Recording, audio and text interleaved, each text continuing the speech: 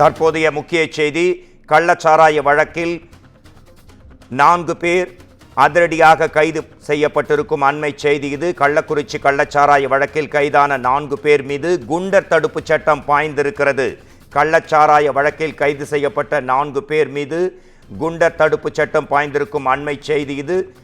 இது தொடர்பாக சிபிசிஐடி போலீசார் விசாரணை நடத்தி வரும் நிலையில் இதுவரை 24 பேர் கைது செய்யப்பட்டிருக்கிறார்கள். மேலும் 13 பேரை குண்டர் சட்டத்தின் கீழ் கைது செய்ய உள்ளதாகவும் தகவல் வெளியானது.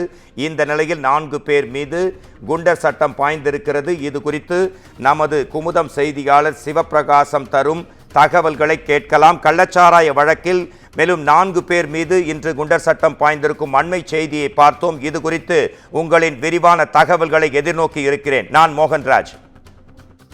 வணக்கம் மோகன்ராஜ். கள்ளக்குறிச்சி கள்ளச்சாராயம் குடித்து கடந்த மாதம் உயிரிழந்தவர்கள் 68 பேர்.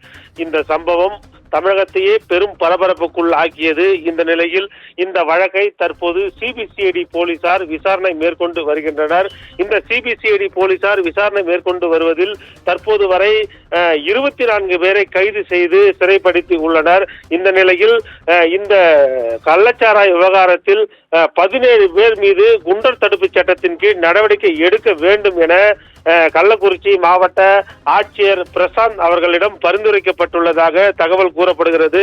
அதில் முதற்கட்டமாக தற்போது 4 பேர் மீது குண்டர் தடுப்பு சட்டமானது பாய்ந்துள்ளது. அதாவது இந்த கள்ளச்சாராய விற்பனைக்கு மிக முக்கியமாக காரணமாக கருதக்கூடிய மாதேஷ், சிவகுமார், ஜோசப், ஏழுமலை ஆகிய 4 பேர் மீது இந்த குண்டர் சட்டமானது தற்போது பாய்ந்துள்ளது.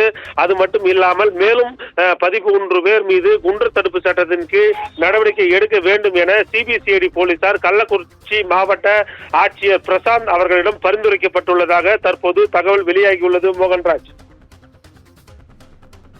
நன்றி சிவபிரகாசம். உங்கள் முழுமையான தகவல்களுக்கு நன்றி.